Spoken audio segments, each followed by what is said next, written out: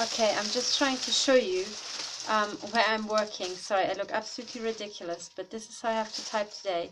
I'm just going to close this, but I'm going to keep my hands here so that you can see I'm not touching anything. And just listen to the number of shots.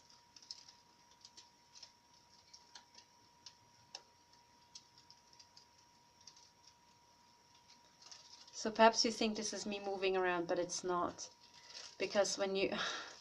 I've got audio recordings with much better audio, and you can just hear hundreds of shots. And actually, because of there's an opening now at the front, I just keep being shot at. It's just extremely painful. I just would like to demonstrate how many shots one can hear. And actually, I'm just going to show you where I am. Sorry, this is it's very, very hard to actually okay, so I will show you. First of all, I mean, now that I actually see, I'm not sure if you can just see how many injuries I received to the head here. Those are all shots to the head I receive. Okay, there. These are not spots. These are shots to the forehead. And because I'm a scientist, they're trying to shoot into my head. That's also injuries, all injuries from the microwaving. On top of that, I'm not sure if you can see the freshest. You probably can't see that bruise. It's just a faint bruise here. There's older ones on my arm, but that's the newest bruise from the machine gunning. But actually, given that I have jeans, I can show you. Can you see the bruise there on my knee? Okay, I will show you what it looks like when you're machine gunned. Let me. Okay, so here, this is what I look like without makeup. Every single one of those is a shot to the forehead. Okay, so this is what it looks like. And then let me rotate the actual I can't. So can you have to see what you can see. So this is my knee, and that is a bruise from being machine gunned. And I am sleeping here. So where I'm sitting now is this. That's my computers down here, and I am entirely surrounded. So looking up, I'm entirely surrounded by this. This is necessary when there's any other vibrational frequencies. These are the silicone pads that my colleague Karen Melton Stewart recommended. There's extra shielding, and this is why I sleep down there.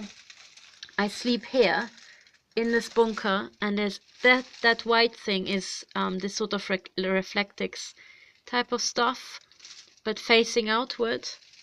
Okay, and up here, that's my office, all surrounded in metal, all the way up to the ceiling. That is me here. And if I want to show you what it really sounds like being machine gunned, I can just open this up. Let me put it up. Like this much is enough. If I just open it up a bit, like that gap will be enough. So out there is my study. You can see the folders here, and that's my whiteboard and the big study I used to be able to use about 2 years ago, and now the shots became extreme. But a gap like that will lead to total machine gunning. So I'm trying to put this back and just show you as much as I can, and I have to really, because this is painful, and not sitting here without shielding is like the hardest thing. And just wait,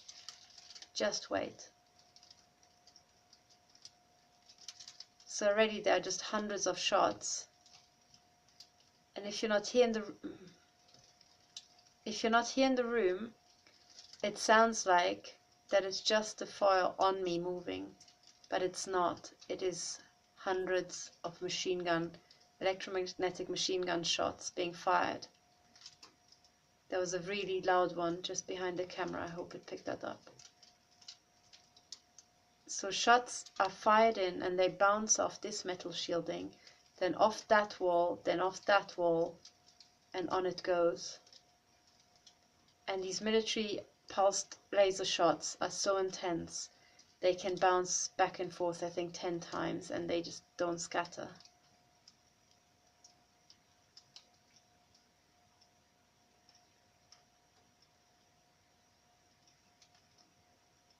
So with an audio recorder, I can already now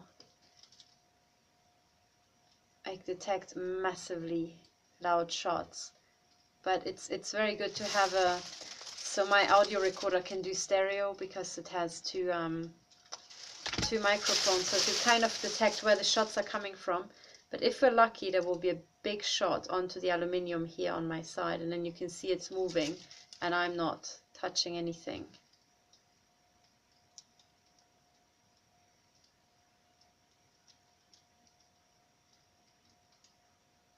And I'm sorry, this is so painful. There's so many shots.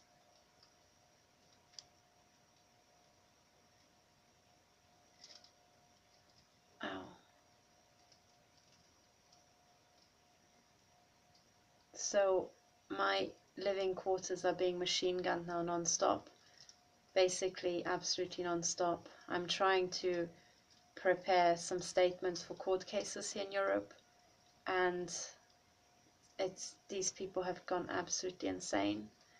And the other thing you can see, so there's bruises on my leg. This is the one you can see because the jeans are torn, but there's other stuff. Actually, maybe you can just see, can you see that?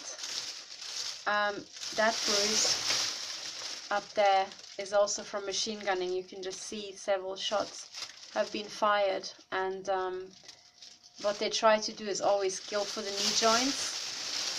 And that is just me sleeping here on the floor already with shielding, and they still do that. Now I'm not sure if the resolution is good enough, but the same red that you see there on my forehead, you also see here. And these are shots that are aiming at my heart, and you can see there's nothing here, and there are shots there. Okay, so that is all trying to hit my heart. Okay, so this, somehow they have a method of just, I'm sorry, I have to close this because it's rather unbearable. It's already unbearable like that because there are gaps opening up when I don't notice. But they have a method to somehow scan a bunker like that and still, you know, see me inside. I have detected that before they stole the Geiger counter, which they stole when I went to Brussels, I noticed that my flat was being hit by 400 times natural radioactivity. So instead of something like 0.2 you know, microsievert, I would have something like 80 microsievert, between 80 and 90, hitting the flat roughly every half an hour, every hour, something like that. That could be some sort of X-ray surveillance, I don't really know, but it's not natural for this region at all. And it wasn't a distribution of radiation, it was always just, so not exactly 86, but always thereabouts, so 87, 85, 86, and sometimes 90, but it was always a very fine peak, and absolutely no radiation readings between, you know, anything above 85 and down to 2. There would be absolutely nothing. And I would set the Geiger counter alarm on 2 microsievert, and it would just set off, and every single time it set off, it always showed something above 85, so between 85 and 90 most of the time. I think once or twice I got 115 and 110 and 120, but usually it was 80 microsievert hitting this flat. So again, 400 times natural radioactivity, and it's not a natural distribution. There was no value, no readings ever in between. So if I plotted the values between something like 0.1 and 2 microsievert, there would be a natural spread, some sort of distribution. But with this, it was ow, it's very, very hard. I think there's a gap somewhere in the shielding. And what people have to understand is that we are now working under these conditions, okay? It's actually now, oh, there's somewhere a hole. Maybe you can even see a shot. I managed to show a video where this aluminium foil had received a dent. But now they're very loud shots bouncing off here. And some hitting my face.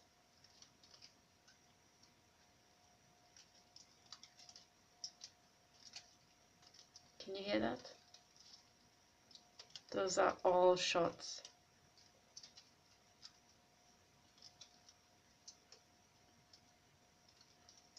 Because I can hear them bounce off here, bounce off there. So anyway, I just wanted to say that this is not the reality. This is how all the women on my team are working. And, you know, this is Zurich in 2017. This is, you know, not Dachau in 1944. But it's getting extremely hard. And I have to say, I haven't, for the last two years, I haven't spent a single day, let alone a single night, not being tortured or mutilated. And now it's getting extremely hard, so I'm not sure how long a human body can withstand being machine gunned 24/7 with just hundreds and hundreds of shots that just come through the smallest gaps. I really don't know. So if there's anything that can be done, people who can be contacted, please just do it now, because we can't take this. And the machine gunning is just part of it.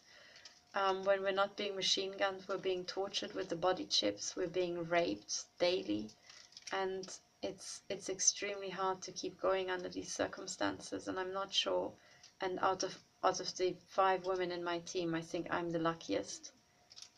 I think I'm still the luckiest, and the other people are hit even harder. So please, if you can understand the scale of this and do something, just do it now rather than next week. Please, please help us, please. We just can't go on like this much longer. That's the truth.